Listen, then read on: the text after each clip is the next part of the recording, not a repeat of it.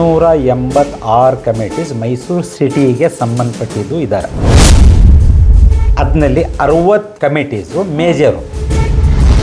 Major ಯಾಕಂತ ಹೇಳಿದ್ರೆ ಅವ್ರದ್ದು ಆದಾಯ ಒಂದು ವರ್ಷಕ್ಕೆ ಮೋರ್ ದ್ಯಾನ್ 1 lakh. ಸ್ವಲ್ಪ ಅರ್ಥ ಮಾಡ್ಕೊಳ್ಳಿ, ಈ 60 ಕಮಿಟಿನಲ್ಲಿ not lakhs, crores of rupees ಇದೆ. ಕ್ರೋರ್ಸ್ ಆಫ್ ರುಪೀಸ್ ಅದು ಸಾಕಾಗಲ್ಲ ಇವ್ರಿಗೆ. ಇವಾಗ ನಾನು ಬ್ಲೇಮ್ ಮಾಡ್ತಾ ಇಲ್ಲ, ಇದೆಲ್ಲ ಫ್ಯಾಕ್ಟ್ಸ್ ಇದು.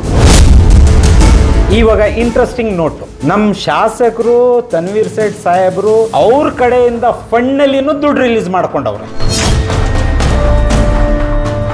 ಡಾಕ್ಯುಮೆಂಟ್ಸ್ ಇದೆ, ಟೈಮ್ ಬಂದರೆ ನಾನು ತೋರಿಸ್ತೀನಿ, ಬಿಡುಗಡೆ ಮಾಡ್ತೀನಿ.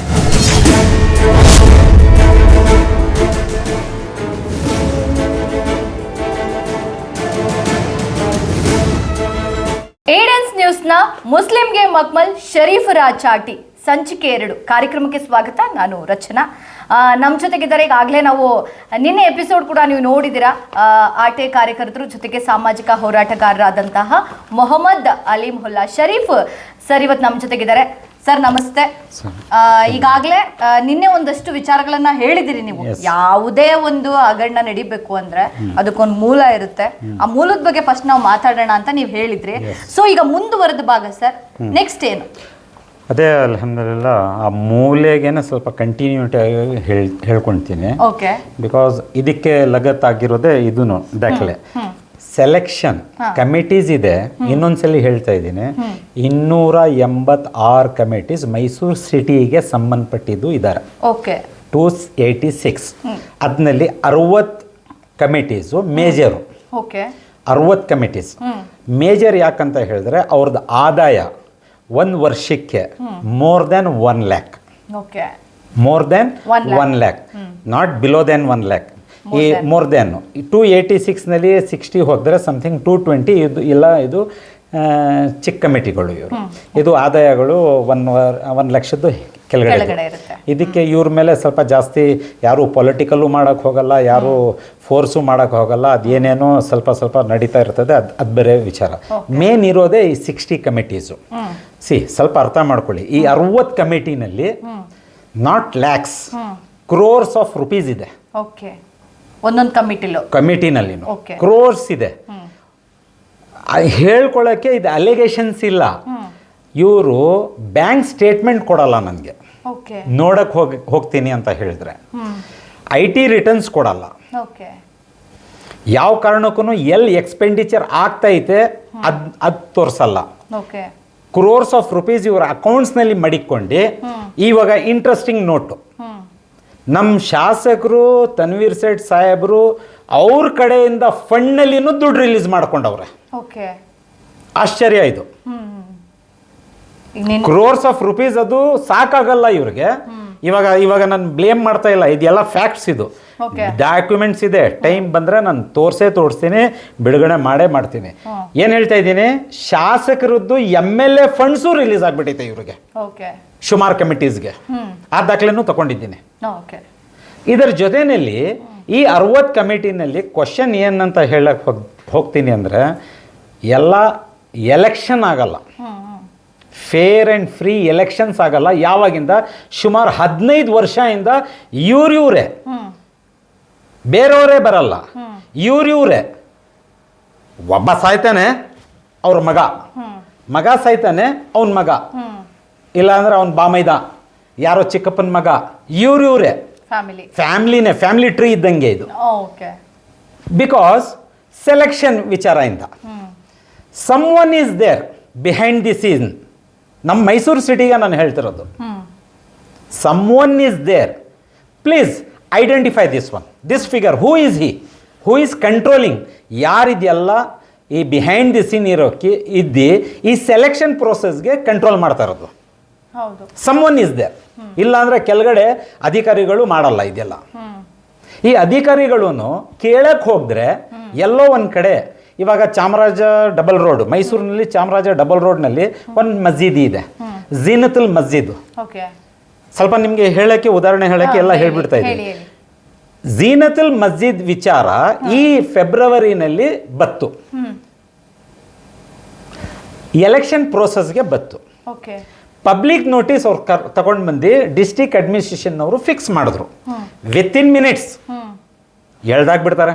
ಅದು ಯಾರು ತೆಗಿತಾರೆ ಯಾರಿಲ್ಲ ಗೊತ್ತಾಗಲ್ಲ. ವಿತಿನ್ ಮಿನಿಟ್ಸ್ ಹಾಕೋದು, ಅಣಿಸೋದು, ಫೋಟೋ ತಗೊಂಡ್ಬಿಡೋದು. ಅದರ ಜೊತೆಯಲ್ಲಿ ಆನ್ಯುವಲ್ ಜನರಲ್ ಬಾಡಿ ಮೀಟಿಂಗ್ ಇದೆ ಅಂತ ಹೇಳ್ಬಿಟ್ಟು ಲೆಕ್ಚರ್ ಮೇಂಟೈನ್ ಮಾಡ್ತಾರೆ. ಈ ಕಮಿಟಿನವ್ರು ಏನು ಮಾಡ್ತಾರೆ, because they will save them, ಈ ಮೇಲ್ಗಡೆನವರು ಸೇವ್ ಮಾಡ್ತಾರೆ ಅಂತ ಹೇಳ್ಬಿಟ್ಟು ಇವರು ದಾರಿನಲ್ಲಿ ಹೋಗೋರ್ದು ಸಿಗ್ನೇಚರ್ಸ್ ತಗೊಳ್ತಾರೆ ಆನ್ಯುವಲ್ ಜನರಲ್ ಬಾಡಿ ಮೀಟಿಂಗ್ಗೆ.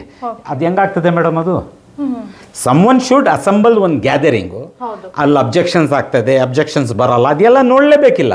ನೀವೇನು ಮಾಡಲ್ಲ. ಪಬ್ಲಿಕ್ ನೋಟಿಸ್ ಅಣಿಸೋದು, ಯಾರೋ ತೆಗಿಯೋದು, ನೀವು ಆ ಲೆಕ್ಚರನ್ನು ಫಾರ್ವರ್ಡ್ ಮಾಡಿಬಿಡೋದು. ಇವಾಗ ನಮಗೂ ಗೊತ್ತಾಗ್ತದೆ ಪಬ್ಲಿಕ್ ನೋಟಿಸ್ ಆಗ್ಬಿಟ್ಟೈತೆ ಅಂತ ಹೇಳ್ಬಿಟ್ಟು ಒಂದು ಅಪ್ಲಿಕೇಶನ್ ಹಾಕಿ ನಾವು ಅಲ್ಲಿಂದ ಫೋಟೋ ತಗೊಳಕ್ಕಾಗಲ್ಲ. ಅಪ್ಲಿಕೇಶನ್ ಹಾಕ್ತೀವಿ ನಾವು, ಪಬ್ಲಿಕ್ ನೋಟಿಸ್ ಕೊಡಿ ಅದು ನೀವು ಅಣಿಸಿರೋದು ಅಂತ. ಬರ್ತದೆ, ಇಲ್ಲ ಅಂತ ಬರಲ್ಲ ಅಂತ. 15 ದಿವಸದ್ದು ಅಬ್ಜೆಕ್ಷನ್ಸ್ ಇರ್ತದೆ. ಆ 15 ದಿವಸದಲ್ಲಿ ಒಳಗಡೆ 3 ಅಬ್ಜೆಕ್ಷನ್ಸ್ ಹಾಕ್ತೀವಿ ಮೇಡಮ್. ಒಂದ್ಸಲಿ ಒಂದು ಅಬ್ಜೆಕ್ಷನ್ ಬಂದರೆ ಕಾನೂನು ಪರವಾಗಿ ಒಂದು ಹ್ಯುಮ್ಯಾನಿಟಿ ಅಂತ ಬೇಡ, ಕಾಮನ್ ಸೆನ್ಸು ಆ್ಯಕ್ಟ್ ಇರೋದು ಕಾಮನ್ ಸೆನ್ಸ್ಗೆ. ನೀವು ನಡೀರಿ ಹಿಂಗೆ, ಇಲ್ಲಾಂದರೆ ಎಕ್ಸಿಕ್ಯೂಟಿವ್ ಹಿಂಗೆ ಮಾಡ್ತೀವಿ ನಾವು, ನಿಮಗೆ ಇದರ ಮೇಲೆ ಇದು ಕ್ರಮ ಆಗ್ತದೆ, ಇದು ಫೈನ್ ಆಗ್ತದೆ, you will be held responsible ಅನ್ನೋದು. ತೋ ವಕ್ತ್ ಆ್ಯಕ್ಟ್ ಅಂತ ಎಲ್ಲ ಆ್ಯಕ್ಟು ಕಾಮನ್ ಸೆನ್ಸ್. ಇದು ಕಾಮನ್ ಸೆನ್ಸ್ ಪ್ರಕಾರ ನೀವು ಅಲ್ಲಿ ಹಾಕ್ಮೇಲೆ ನಾವು ಫೋಟೋ ತೆಗಿಯೋಕ್ಕಾಗಲ್ಲ ಅಂತ ಹೇಳಿ ನಾವು ಅಪ್ಲಿಕೇಶನ್ ಹಾಕ್ತೀವಿ. ನೀವೇನು ಮಾಡ್ತೀರಿ, PN ಕೊಡ್ತೀರಿ. PN ಕೊಡ ತಕ್ಷಣ ನಾವು 3 ಅಬ್ಜೆಕ್ಷನ್ಸ್ ಫೈಲ್ ಮಾಡ್ತೀರಿ.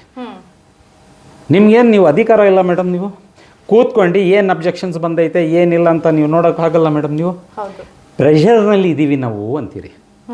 ಯಾರು? ಡಿಸ್ಟ್ರಿಕ್ಟ್ ವಕ್ತ್ ಆಫೀಸರ್ ಅವರು ಮುಷ್ತಾಕ್ ಅಹಮದ್ ಸರ್, ಅವರು ಮುಷ್ತಾಕ್ ಅಹಮದ್ ಅಂತ.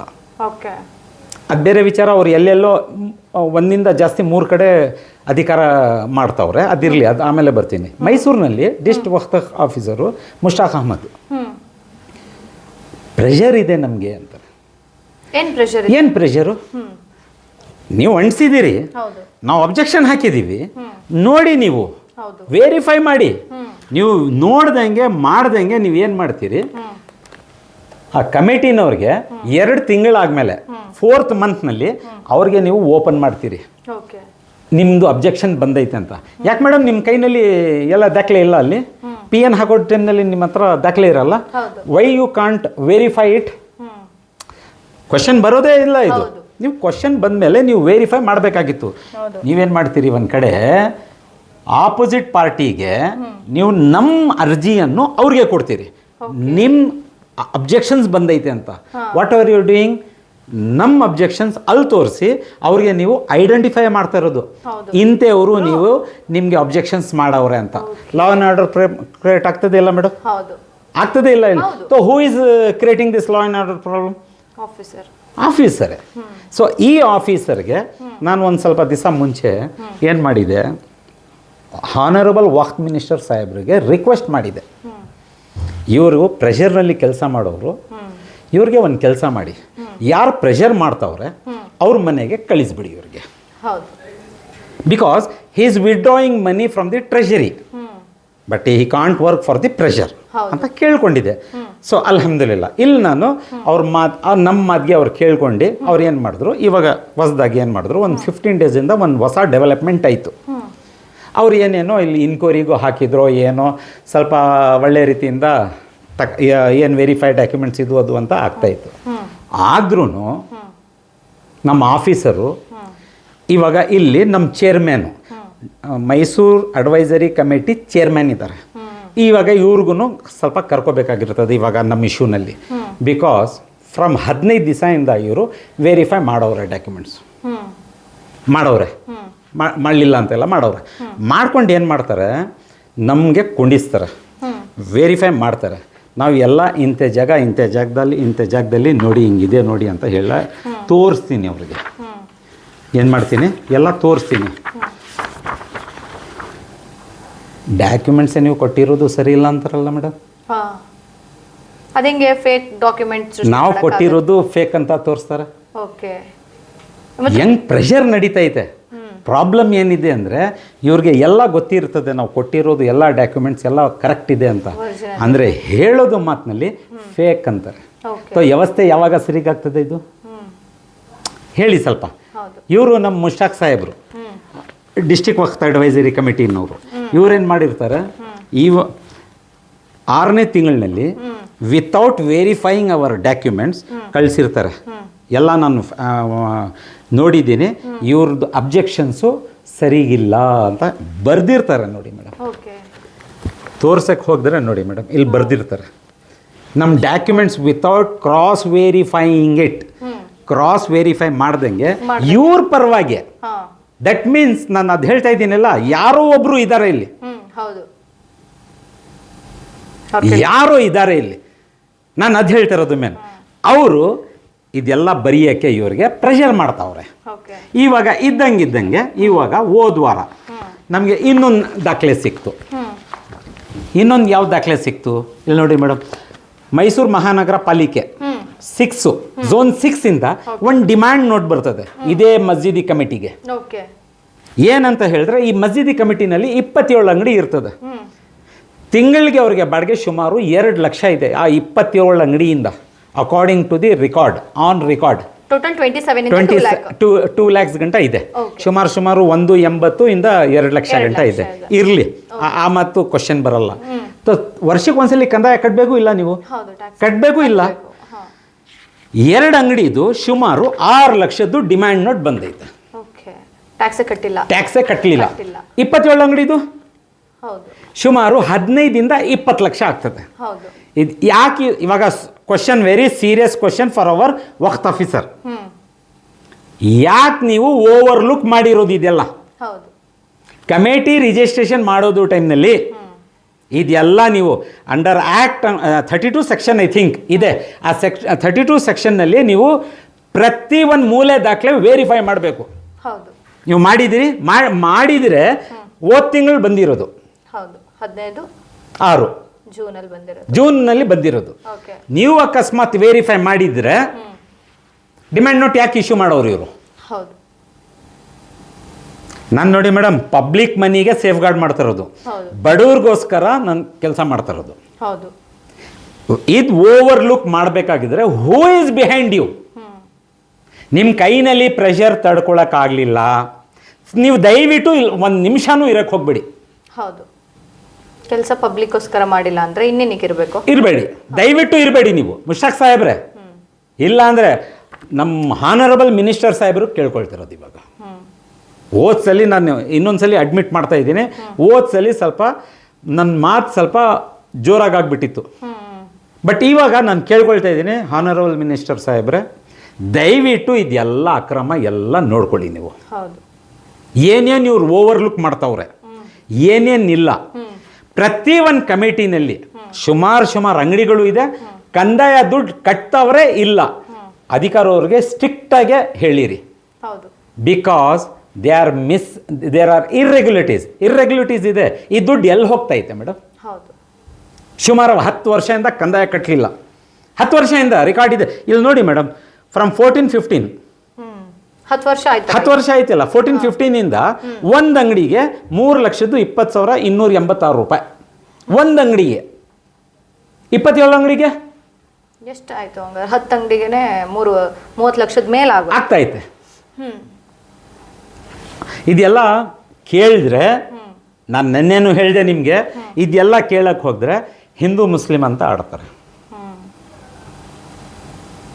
ಇದೆಲ್ಲ ಇವ್ರಿಗೆ ಕೇಳಲಿಲ್ಲ ಅಂದರೆ ನನ್ನಿಂದ ಒಳ್ಳೆಯವನು ಇವ್ರಿಗೆ ಯಾರೂ ಇಲ್ಲ. ಬೇಕಾಗಿಲ್ಲ, ನಿಮ್ಮ ಜಸ್ಟಿಫಿಕೇಶನ್ನೇ ನನಗೆ ಬೇಕಾಗಿಲ್ಲ. ಪೇಪರ್ ಏನಿದೆ, ಬಡವ್ರಿಗೋಸ್ಕರ ಮಾಡ್ತಾ ಇದ್ದೀರಾ, ಪಬ್ಲಿಕ್ಗೋಸ್ಕರ ಮಾಡ್ತಾ ಇದ್ದೀರೋ, ಸೇಫ್ ಗಾರ್ಡ್ ಈ ದುಡ್ಡು ಹಣ ಇರೋದು ಇದು ಗೌರ್ಮೆಂಟ್ದಿದು. ಸೇಫ್ ಗಾರ್ಡ್ ಮಾಡ್ತಾ ಇದ್ದೀರಾ ಇಲ್ಲ, ಅದು ಮಾಡಿ. ಇಲ್ಲಾಂದ್ರೆ ದಯವಿಟ್ಟು ನಿಮ್ಮ ಕೈನಲ್ಲಿ ತಡಕ್ಕಾಗ್ತಾ ಇಲ್ಲ, ಯಾರ್ದೋ ಪ್ರೆಷರ್ ಇದೆ ಅಂದರೆ ಪುನಃ ಹೇಳ್ತಾ ಇದ್ದೀನಿ, ಪ್ರೆಷರ್ನಲ್ಲಿ ನೀವು ಬಂದು ಕೆಲಸನೂ ಮಾಡಬೇಡಿ, ನಮಗೂ ಹಾಳು ಮಾಡೋಕ್ಕೆ ಹೋಗ್ಬೇಡಿ ನೀವು. ಎಷ್ಟೆಲ್ಲ ವಿತ್ ಡಾಕ್ಯುಮೆಂಟ್ ಇದೆ ಅಂದಮೇಲೆ ಹೇಗೆ ಅವರು ಮಾತಾಡೋಕ್ಕಾಗುತ್ತೆ ಮೇಡಮ್? ಒಳ್ಳೆ ಕ್ವಶನ್ ಇದು, very good question. When we are giving this documents ನಾವು ಬೆಂಗಳೂರು ಬೋರ್ಡ್ ಆಫ್ ಔಕಾಫ್ಗೆ ಕೊಟ್ಟರೆ ನೋಡಿ ಇಂತೆ ಇನ್ಕ್ವೈರಿ ಇದೆ ಇಂಥದ್ದಿದೆ ಅಂದರೆ ಏನು ಹೇಳ್ತಾರೆ, ಕಿವಿಗೆ ಮುಯ್ನ ಮುಟ್ಟಲ್ಲ. ದಟ್ ಮೀನ್ಸ್ ಅದೇನಂತ ಹೇಳೋಣ, ಇವಾಗ ಆನ್ ರೆಕಾರ್ಡ್ನಲ್ಲಿ ಬಂದು ನಾನು ಹೇಳೋಕ್ಕೂ ಒಳ್ಳೇದಿಲ್ಲ, ಅದು ಲ್ಯಾಂಗ್ವೇಜ್ ಸರಿ ಇರಲ್ಲ. ಏನು ಮಾಡ್ಕೊಳ್ತೀಯ ನೀನು ಮಾಡ್ಕೊ, ವಿ ಆರ್ ದೇರ್, ನಾವು ಮಾಡೋದೆ. ನಾನೇ ರಾಜ, ನಾನೇ ಪ್ರಜಾ, ನಾನೇ ಮಂತ್ರಿ, ನಾನು ಆಟ ಆಡಿದೆ ಆಟ. ಇದು ದಯವಿಟ್ಟು ಇದು ಮುಗಿಸಿ. ನಾನು ಕೇಳ್ಕೊಳ್ಳೋದು ಇಷ್ಟೇ. ಕಮಿಟಿ ಆಗೋದು ಮುಂಚೆ ಇನ್ನೊಂದ್ಸಲಿ ನಾನು ಕೇಳ್ಕೊಳ್ತಾ ಇದ್ದೀನಿ ಮೇಡಮ್, ಝೀನತುಲ್ ಮಸ್ಜಿದ್ದು ಕಮಿಟಿದು ಅಕಸ್ಮಾತು ನಮ್ಮ ಡಿಸ್ಟಿಕ್ ವಕ್ಫ್ ಅಡ್ವೈಸರಿ ಕಮಿಟಿನವರು, ನಮ್ಮ ಚೇರ್ಮನ್ನವರು ಗಯಾ ಸಾಹೇಬರು ಸರಿಯಾಗಿ ಕೂತ್ಕೊಂಡು ಈ ಡಾಕ್ಯುಮೆಂಟ್ಸ್ ಪ್ರಕಾರ ಉಲ್ಲಂಘನೆ ಮಾಡ್ಕೊಂಡು ನೀವು ಮಾಡಿದ್ರೆ, ಇರೋದು ಹೇಳ್ತಾ ಇದ್ದೀವಿ, ಕೋರ್ಟ್ಗೆ ಆಮೇಲೆ ಹೋಗ್ತೀವಿ ನಾವು. ಕೋರ್ಟ್ಗೆ ಹೋಗಲ್ಲ ಇವಾಗ ಸದ್ಯಕ್ಕೆ, ಆಮೇಲೆ ಹೋಗ್ತೀವಿ. By collecting every each and documents, show cause notice issue ಮಾಡ್ತೀನಿ ನಿಮಗೆ, because I have documents here. ನಾನು ಶೋಕಾಸ್ ನೋಟಿಸ್ ಇಶ್ಯೂ ಮಾಡಿ ಮುಂದಿನ ಕ್ರಮಕ್ಕೆ ನಾವು ಹೋಗ್ತೀವಿ ಇನ್ಶಾಲ್ಲ. ಎಷ್ಟಾಯ್ತು? ಆಯ್ತಾ? ಓಕೆ, ತಗೊಳ್ಳ ಎಂಡಿಂಗು ತಗೋಬೇಕು ಅನ್ಕೊಂಡೆ, ಬಟ್ ತಗೋಬಿಡ್ತೀನಿ. ಓಕೆ ಸರ್, ಈ ಎಪಿಸೋಡ್ಗೆ ಸಾಕು. ಸಾಕು ಅಲ್ಹಮ್ದುಲಿಲ್ಲಾಹ್. Thank you so much sir. ಸಂಚಿಕೆ 2 ಅಲ್ಲಿ ಒಂದಷ್ಟು ವಿಚಾರ ಹೇಳಿದ್ರು, ಅದರಲ್ಲೂ ಇಲ್ಲಿ ಟ್ಯಾಕ್ಸ್ ವಿಚಾರ ಬಂತು. ಟ್ಯಾಕ್ಸ್ ಕಟ್ಟಿಲ್ಲ 10 ವರ್ಷಗಳಿಂದ, ಆದ್ರೂ ಕೂಡ ಇದನ್ನ ಪ್ರಶ್ನೆ ಮಾಡ್ಲಿಕ್ಕೆ ಯಾರೂ ಇಲ್ಲ. ಜೊತೆಗೆ ಅಧಿಕಾರಿಗಳೇ ಇಲ್ಲಿ ನಿರ್ಲಕ್ಷ್ಯತನ ಉತ್ತರ ಕೊಡ್ತಾರೆ, ಬೇಜವಾಬ್ದಾರಿತನ ಉತ್ತರ ಕೊಡ್ತಾರೆ, ನಾವು ಪ್ರಶ್ನೆ ಮಾಡಿದ್ರೆ ಅನ್ನೋದನ್ನ ಕೂಡ ಶರೀಫ್ ಸರ್ ಹೇಳಿದ್ದಾರೆ. ಸೊ ಇದ್ರ ಬಗ್ಗೆ ತುಂಬಾ ಅಪ್ಡೇಟ್ಸ್ ಇದೆ, ತುಂಬಾ ಇನ್ಫಾರ್ಮೇಶನ್ ಇದೆ, ಅದನ್ನ ನಾವು ಮುಂದಿನ ಸಂಚಿಕೆಗಳಲ್ಲೂ ಕೂಡ ನಿಮ್ಮ ಮುಂದೆ ಇಡ್ತೀವಿ. ಇದನ್ನ ಹೇಳ್ತಾ ಈ ಸಂಚಿಕೆನ ಇಲ್ಲಿಗೆ ಮುಗಿಸ್ತಾ ಇದೀವಿ. ಮುಸ್ಲಿಂಗೆ ಮಕ್ಮಲ್ ಶರೀಫ್ ರಾಜ್ ಚಾಟಿ ವಿಶೇಷ ಕಾರ್ಯಕ್ರಮವನ್ನ ಇಲ್ಲಿಗೆ ಮುಗಿಸ್ತಾ, ನೋಡ್ತಾ ಇರಿ E10 ನ್ಯೂಸ್, ನಿಮ್ಮೊಂದಿಗೆ ನಾವಿದ್ದೇವೆ.